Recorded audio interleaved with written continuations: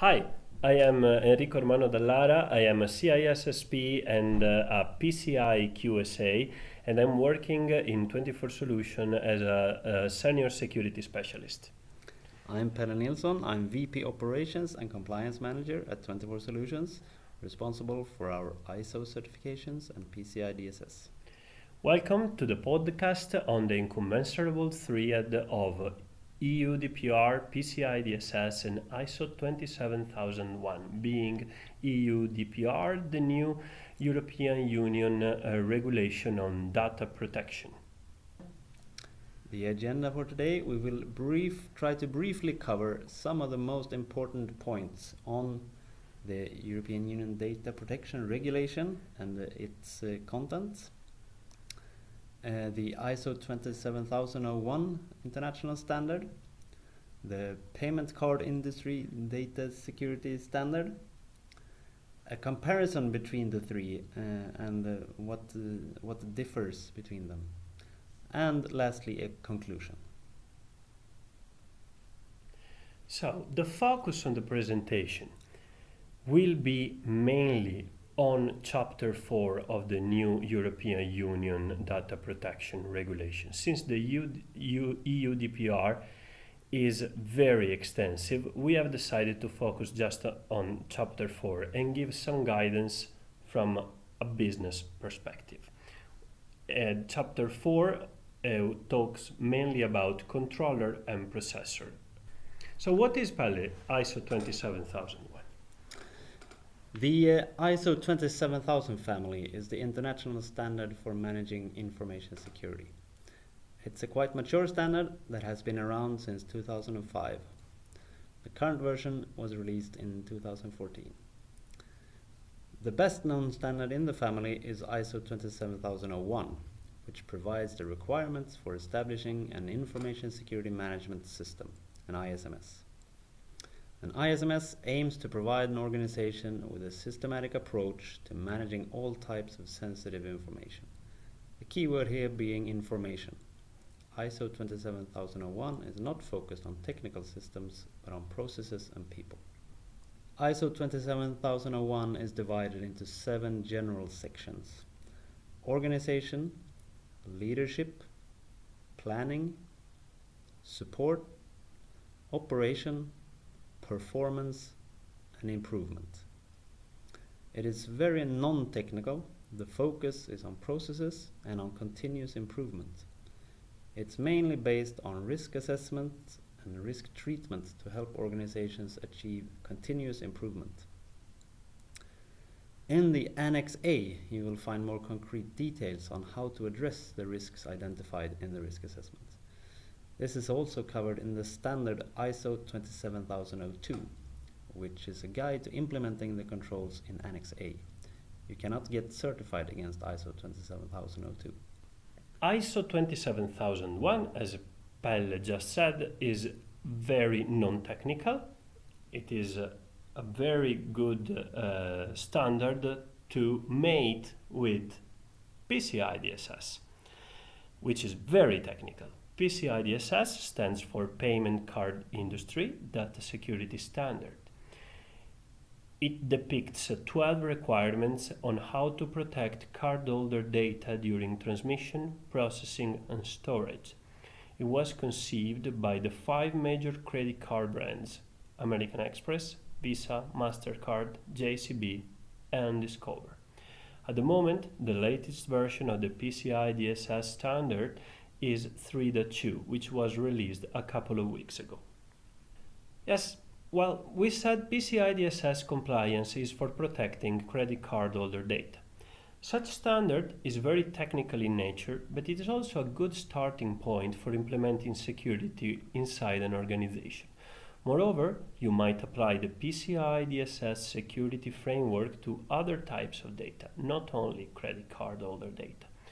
The types of data you might apply it are the so-called personal data that are mentioned in the EUDPR. That is, any information related to a data subject. Data subjects might be identified directly or indirectly with an identifier that can be a name, an identification number, location, or other more specific identity factor like physical, economic, or social factors. Therefore, applying the good measures, technical measures depicted by PCI DSS is a good start for complying with EU DPR. So, what is the EUDPR? Data Protection Rules in the European Union, Regulation 2016/679. We call it EUDPR. Has been discussed since 2012. The main goal is to give back to citizens control over their personal data.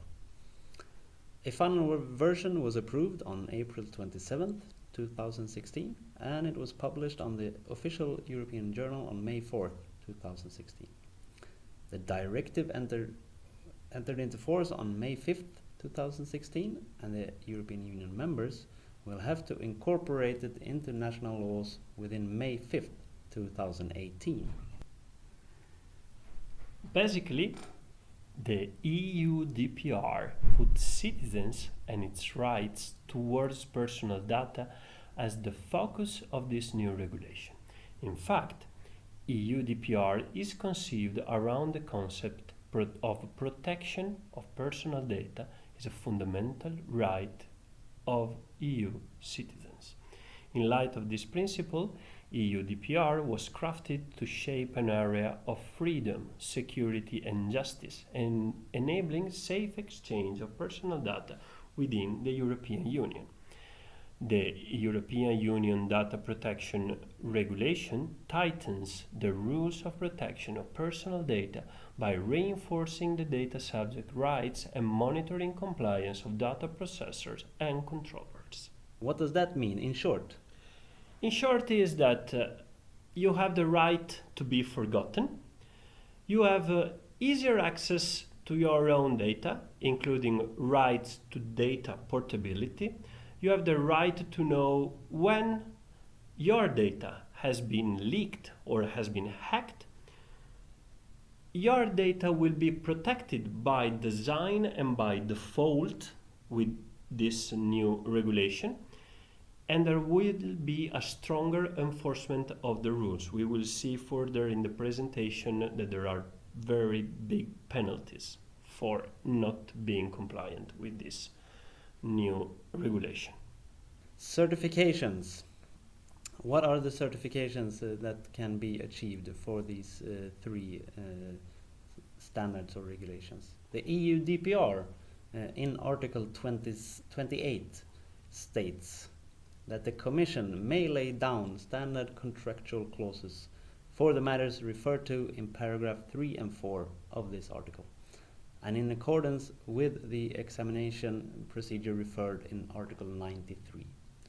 We believe that the Commission will probably create a certification that is connected to this regulation. However, there is no such certification today. Yes. Also because the EU DPR is very young. But from more mature standards like PCI DSS, they have an attestation of compliance which is issued by a QSA or a ISA after an audit, a PCI DSS assessment, while ISO 27001 works in a similar way where an certified auditor will do an audit of the organization and issue a certification of compliance according to the standard. Are these certifications mandatory?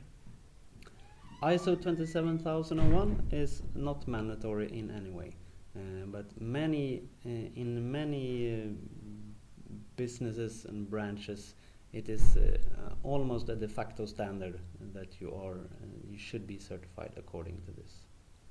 And in PCI DSS, well, if you store, transmit or process cardholder data, then yes, it is mandatory to have. And what about the EU DPR, Pelle? It is mandatory. It will be a law. So, how are these standards and the new regulation in comparison with each other? As we cannot go through the entire new regulation, we have decided to focus on a few important articles that we will try to cover here. In particular, on the Article 22 of European Union Data Protection Regulation, it is said that the controller shall adopt policies and implement appropriate measures to ensure and be able to demonstrate that the processing of personal data is performed in compliance with these regulations. This basically is almost with different wording what is said in Section 12 of PCI DSS, which specifically requires you to maintain information security policies within the organization. And in ISO 27001, Pelle. It is also stated in Section 5.2 that an information security policy shall be established, and it is very important that it is established by top management in the organization so that the entire organization is focused on information security. If we move further in the EUDPR, we find that if it is proportionate to the size of the business of the data processing, the verification of the compliance to the regulation should be carried out by an independent internal or external auditor. In PCI DSS, it is exactly the same. You can have a QSA that is independent, or a ISA. And in ISO 27001, in Section 9.2, it is stated that internal audits shall be conducted at planned intervals to ensure continuous improvement. In European Union Data Protection Regulation, it is mentioned data destruction and how to handle it, and this is the same in PCI DSS, particularly in requirement number 3, when a credit card holder data or any sensitive data should be deleted after they have exceeded their retention period, and in the requirement 12, from a policy point of view, it is stated the same. And in ISO 27001, as we said, it's a very non-technical standard, but in the Annex A, in Section 832, it is stated that the data destruction should be handled properly to prevent unauthorized disclosure, modification, removal, or destruction of information stored on media.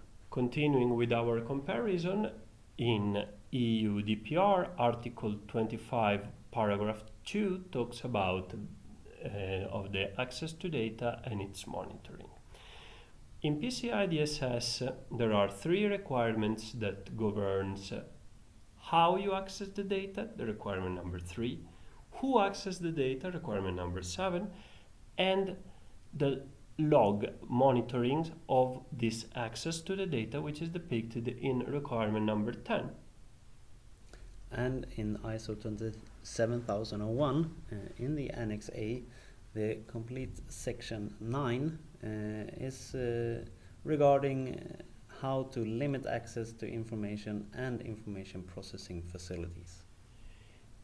Talking about cryptography, in the EUDPR there is no specific mention of cryptography, but there is a specific mention on Article 25 that says that if someone that is not supposed to access to data should not be able to recover that data, which one of these means might be cryptography. In PCI DSS, cryptography is very well defined in requirement number 3.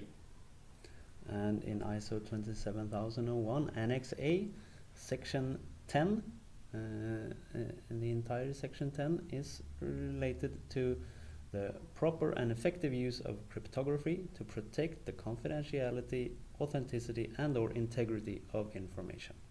Always on Article 25, Paragraph 1, 2, and 3, it is spoken about data protection by design and by default. Actually, in PCI DSS, our requirement number 3 is named Protect Cardholder Data, and it depicts the various steps you have to take to properly protect the cardholder data. In ISO 27001, Section 8.3 covers information security risk assessments that shall be performed and used as the basis for decisions.